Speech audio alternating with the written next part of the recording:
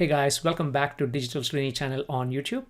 I hope you watched the last video where we went through step-by-step process of taking a trained model. This was a Keras trained model on Ham 10,000 dataset, and this model, you upload an image or you provide an image, it predicts the cancer type, the skin cancer type. And this is what Ham 10,000 dataset is for, and we trained it. Well, we actually trained it a long time ago. We took the trained model and we created a web-based application where the user can upload a file and then hit the submit button, and then we on the back end take this image and we are basically doing model.predict and then getting the classification and displaying that on the front end. And we have done all of that using native Heroku functionality, and we actually uploaded our code to GitHub and followed the process. I definitely recommend you to watch that. And in this video, we're going to do almost exactly the same, except here we are going to deploy this application by first containerizing it using Docker.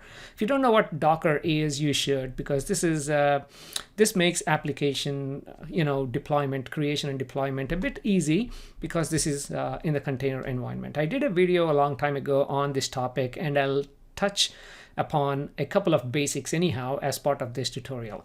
But just to summarize Docker is, think of this as a virtual machine, except in a virtual machine, you have the entire operating system, so there is a lot of overhead. Docker is the lighter version of that. So within that container, you have your Python environment and you have all the dependencies, and then your application can run within that. And it's not just for Python. You can do most scripting languages, and I believe you can also do, like, if you have a compiler in there, you can do C++ type of applications, or you can convert them into an executable, like for example MATLAB runtime. You can deploy these applications. So we are going to use again these tools, of course Python and Flask in Python, and Heroku is the platform where we're going to deploy this, and Docker is the technology that we're going to use to containerize our application beforehand. So with that information, let's go ahead and jump into the code.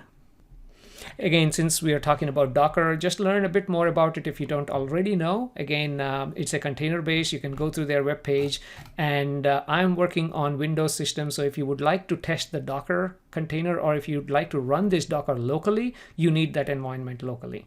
So for that, go ahead and install Docker Desktop for Windows. That's exactly what I have done. And that means now you can run Dockers locally.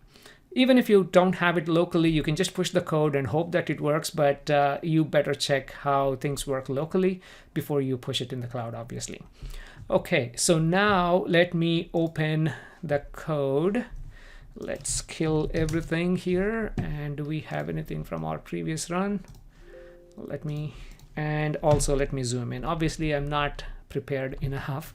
I usually get these things ready right away, but I hope you bear with me for not even one more minute, a few more seconds, and we should be all ready. Okay, I'm just making sure you can read things. Okay, I don't have any files there yet, so let's go ahead and open our app.py and main.py. These are the ones I already talked about in the last video, so I definitely recommend you to watch the previous video, because you will understand the application and you'll also understand how we structured this.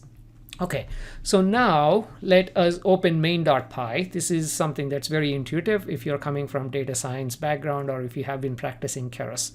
So this data set, again, 7 classes of skin cancer, and these are all the different classes. And we'll be importing these libraries. And again, from TensorFlow, we are only importing load model, and we are not importing layers and all that. I'm not talking about training. I'm just talking about deploying the trained model as an application.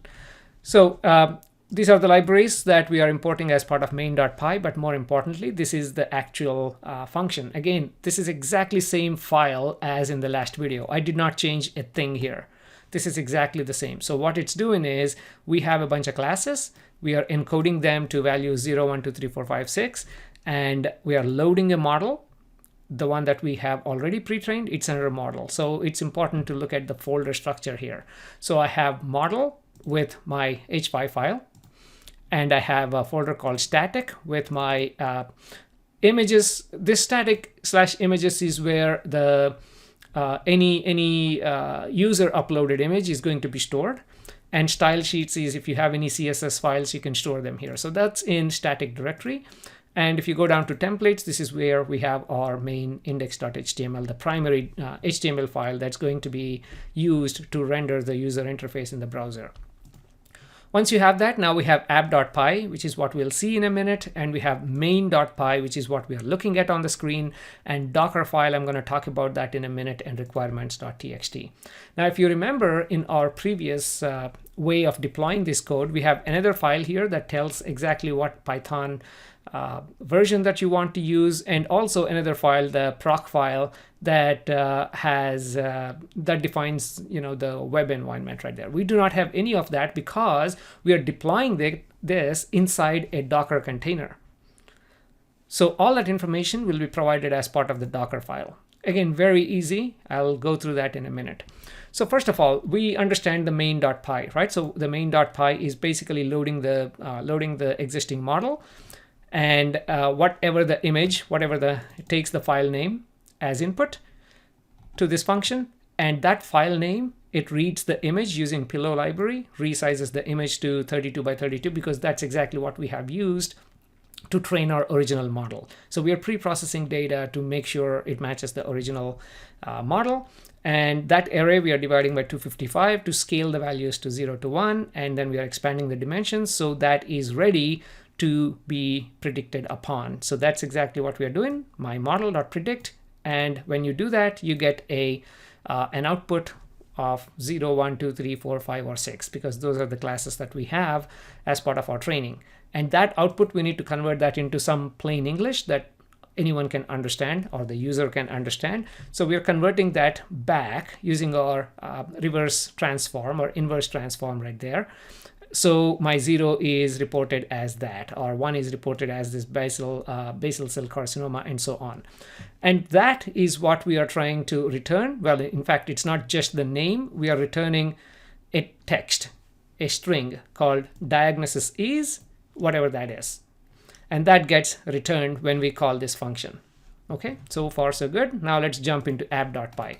Again, this will be almost identical to what I talked about last video. That's why I will not spend a lot of time. Basically, we are using our Flask method right there to define our app. And we are going to use render template, request, redirect, and flash later on. Again, we'll briefly touch upon that. So I'm defining my upload folder as static/images. This is where I want my images that our user is trying to upload to be stored. And I'm defining my app as flask_name. This is what we have done in the last couple of videos. In addition to that, I define my static folder as static, so it knows exactly where to find the, for example, styles and where to store these images and so on. Okay, and we added a secret key because think of this as something that a hacker would need. That person would need what the secret key is to edit cookies locally. So we added that, and we defined our upload folder, and coming down, we are defining our app route to be the home right there. And when this index is called, it's going to return this index.html. And how does it know where to find my index.html? That's what render_template means, because that looks inside this templates folder. And then this part, again, we talked about this in the last video. Submit file, where does it get the file from? Methods equal to post. What that means is go get it from the post method. So in our index.html, I should have opened that. In templates, we have index.html. Let's zoom in. We have a method called post where it gives us a file right there. So from here, we are going to get a file. Hopefully that's an image. Otherwise, it should throw an error, but our execution will fail because it looks for an image file. So once you get the file, if there is a file, then go ahead and get the file name first. And using that file name, save it in your upload folder, which is our static folder, static/images folder, right? So go ahead and save that file locally. And let's comment that because we don't need that line. and then go ahead and predict on that image. So how does it predict? If you look at your main.py, this is the function and it requires file name, right? So we are importing get prediction function and then providing this file name, and it returns this statement. Diagnosis is whatever that diagnosis is. So if you go to app.py, that's exactly what we're doing. Get prediction. Why get prediction? Because we already are importing that from our main. Okay, so get prediction and file name and flash label, which means the flash. When you do this flash and when you go to index, we can actually get all the flashed messages as a list. So we are flashing this label that we want to print on the screen, and it's also flashing the full file name of where the file got stored right there. That means I can take that flash and render the image on my HTML. So if I go back to my index.html, it's pretty straightforward now. Method equals to post. And what do we get from this post method? We are getting a file. In not the last video, but the one before that, where the user entered values, numbers, this input type was text. So the user was entering text and we are getting that text. So here we are actually seeking, when you do request.files, it's going to give us the file that the user uploaded. Okay, and after that, once the user hits the submit button, we are doing our magic in the backend and on the using our main.py, right? That's what happens right here. This thing runs and then it redirects us right there. So let's come back. Okay, there you go. So after this is done, get flashed messages. In our case, it should get two messages. One, it should get the label. The other one, it should get the full file name. So with the first one, with the label, go ahead and print it on the screen. How do you print it? Well, diagnosis for the following images is what it's printing. And then it gets our messages, the first message, which is whatever the label is. And then the second message is nothing but the file location for the image the user uploaded. We are just going to use that message to render the image on the screen. So that's it. This is exactly identical to what we did in the last video. So what's one difference? One difference right here is previously we just did app.run and use the default port that Flask actually assigned. Here with the Docker, let's actually assign this host to 0000 and port equals to 5000. That means this will not work if I just run this app.py right here. For example, let's go ahead and do this, because this is the port number and the host inside the Docker container, not in this environment. Right now I'm running this. If I run this right here, I hope this makes sense, because we talked about Docker as a container. That means it's inside its own universe, this little container. Now I'm global right here. And if I run this, this means nothing. I don't think it works. At least I haven't tried that, but maybe I did at some point. Let's go ahead and run it. Can't reach this page because this is inside the container. This is supposed to be inside this container. So let's go ahead and create that container and execute this. So let's Control C, exit out of this, and run this entire thing in a Docker container. Okay, and locally, and then push it. So first let's test it locally. So how do you do that? Okay, so you have to install Docker for Windows if you want to test this thing locally. And let us look at this file. So now is the time for us to look at this Docker file. The requirements.txt is basically what libraries that we're going to use as part of our Python. So it can do pip install. So Flask and all of these, same as last video. So the only thing we haven't talked about is this Docker file. So let's go to this Docker file right there. So the first line in the Docker file is always what environment. So what do you want to download the first? And in fact, does it make sense if I go to hub.docker.com? I think this is where you can find all of these. Like, yeah, there you go. So here you can actually find, for example, I'll do Python, right? So what type of Python environments can I actually download into this container? So you have the Python official image, and you have a whole bunch of things going on. In fact, I don't know if you guys are familiar with ImageJ or Fiji. This is another, I think there's a headless version that you can actually download and again run these modules in the container right there. Fiji/Fiji, you can use this and you can containerize like Fiji plugins, I guess most of them, and then run inside the Docker. So you can find exactly what repository you would like to download into your local container. So in our case, we are going to use Python. What was I using? Python 3.7.10, because that's what I have here on my system. And remember, this is exactly the version that we defined in our previous video for Heroku.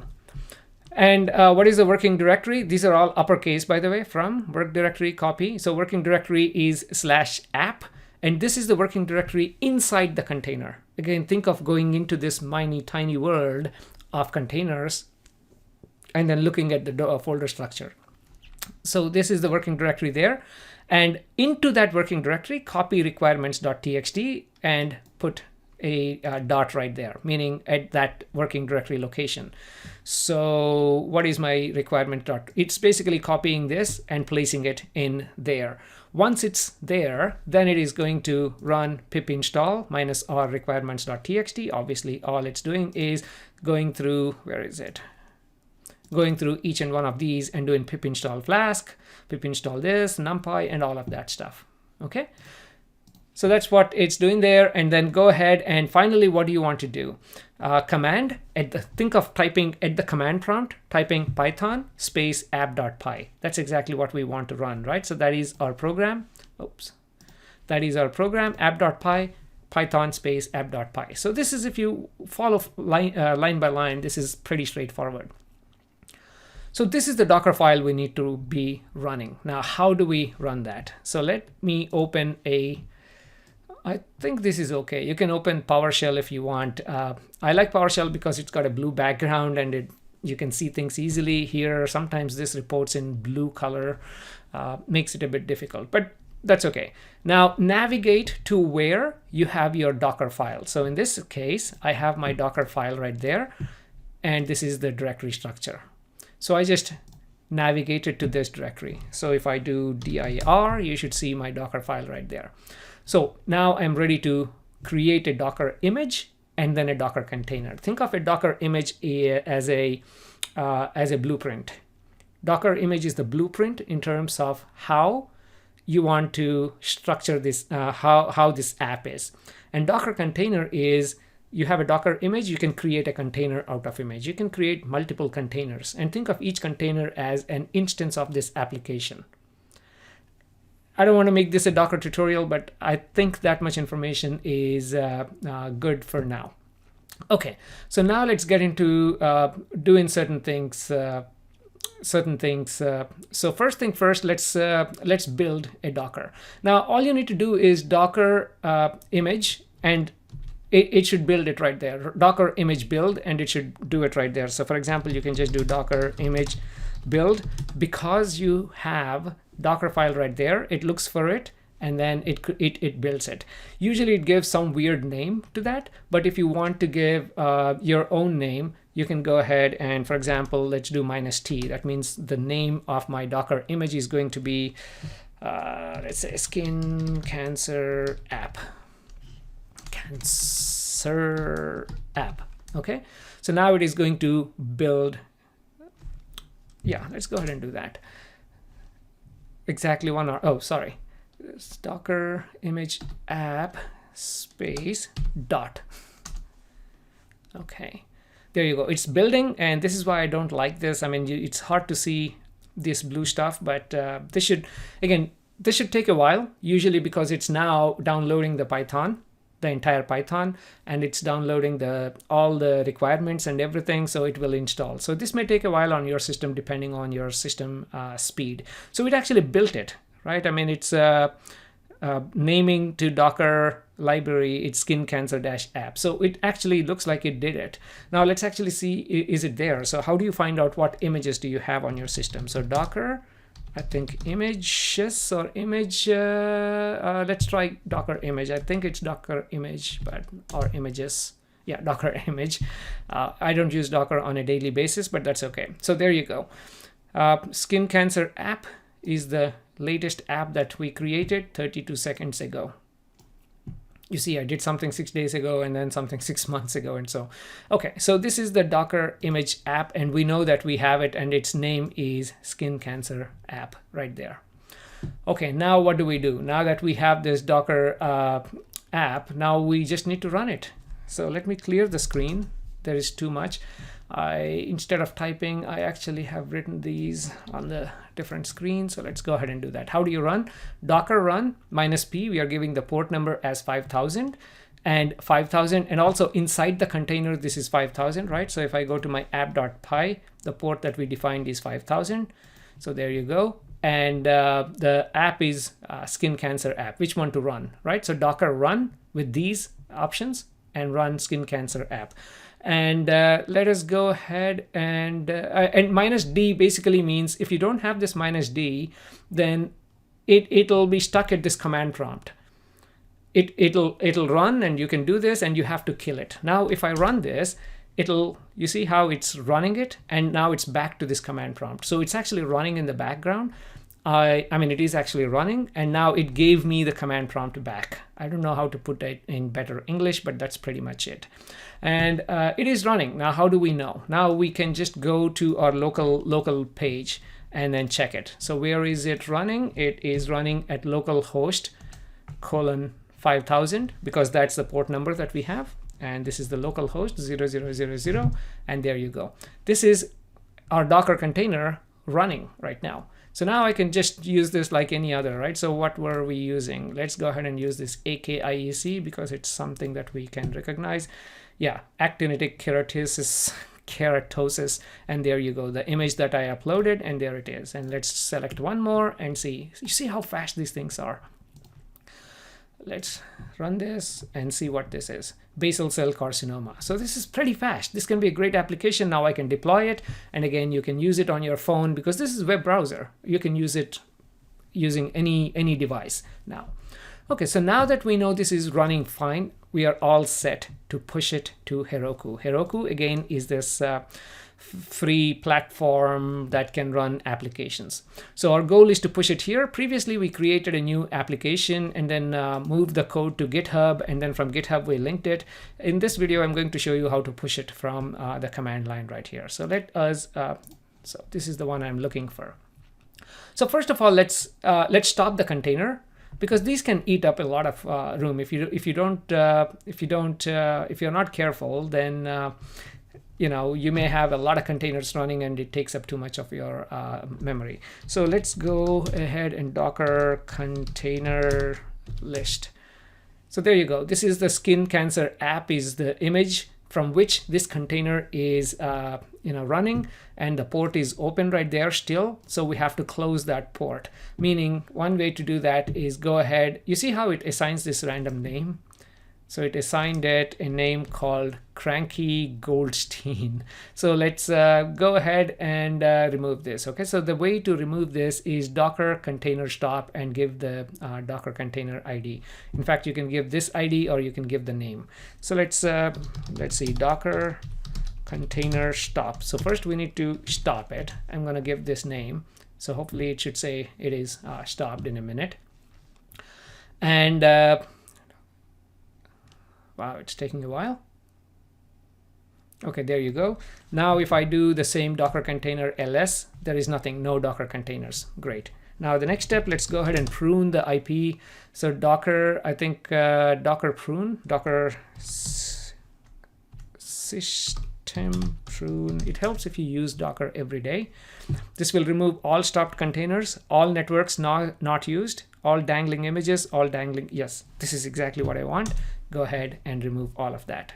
Okay, so far so good. Now let's go ahead and check Docker image ls.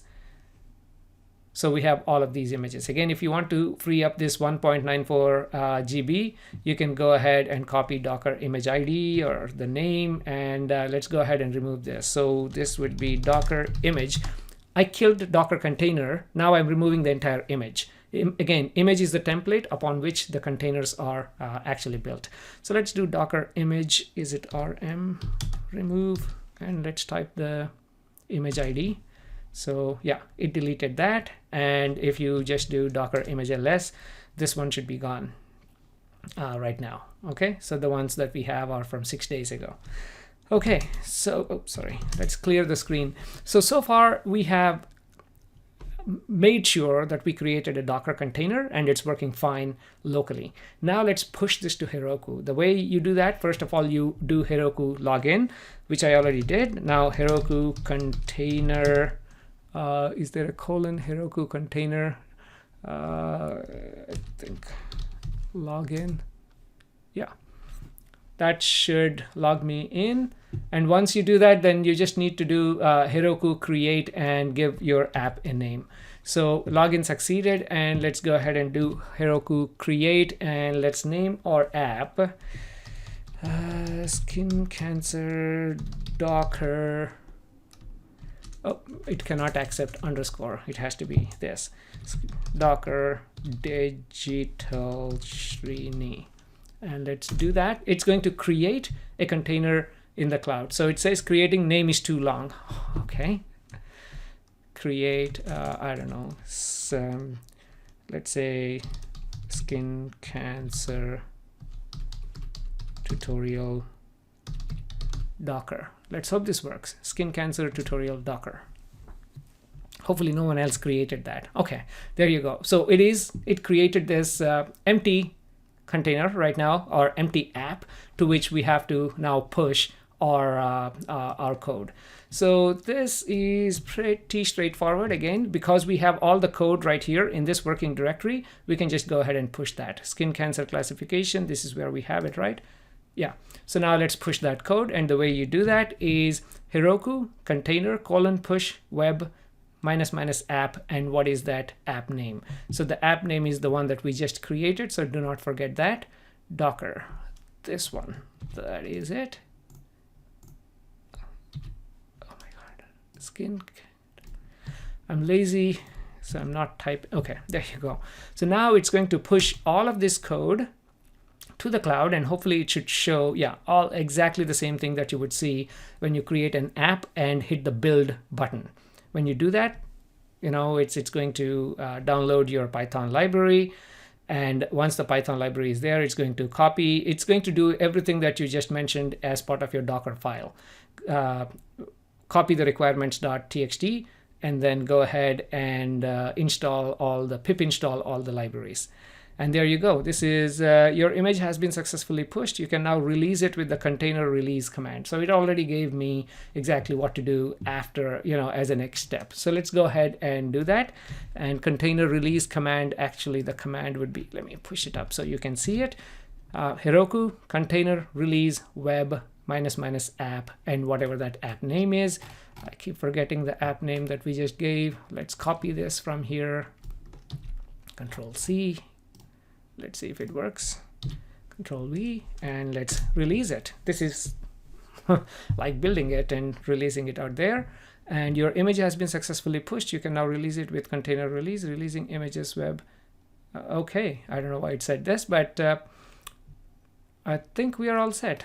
Where is it? Sorry, I'm being a bit careful here.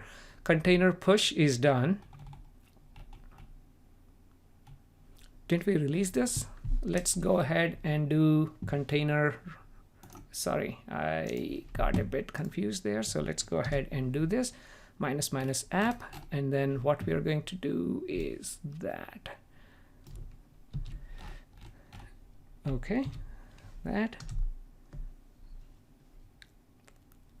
Okay, so I guess it prints out the same stuff. Was a bit confusing, but okay, it's not because it's already running of the specified. Okay, that's fine.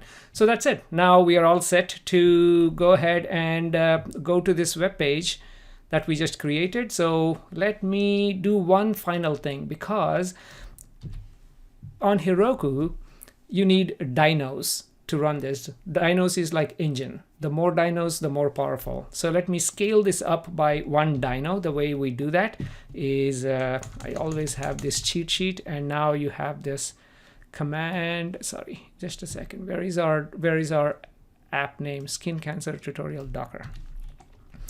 Okay, so here it is, Heroku PS scale web 1, and that 1 can be 10 if you're a paying user for Heroku, but let's just scale our application by 1. What did it say? Your image has been successfully pushed. Scaling dynos, the request endpoint was not, are you using the right HTTP? Oh, maybe for Docker we don't need to do that. Let's go ahead and see if our app is working. Sorry. These are the apps that I had until now. So let me reload this because we have a new app that should have added. There you go. So we call this Skin Cancer Tutorial Docker. This is the one we just pushed. Skin Cancer Tutorial Docker. And when you look at resources, it's Python app.py. Yeah, exactly. I mean, we're not using the green unicorn, right? So let's go ahead and open the app. Let's hope it works. There you go. Now this is completely using Docker. So it's very simple if you think about it. This is whether you do it directly from going to GitHub and all that stuff, or if you want to do things locally, containerize it in Docker, push the Docker, and then you're all set. So now let's absolutely make sure it is working fine. Let's upload the same image, submit. The first time it might take a second. It's still pretty fast actually. There you go. That's the result. So now you know how you can deploy things at least 2 ways onto Heroku. Deploy your deep learning trained model, especially the Keras trained, or it doesn't matter.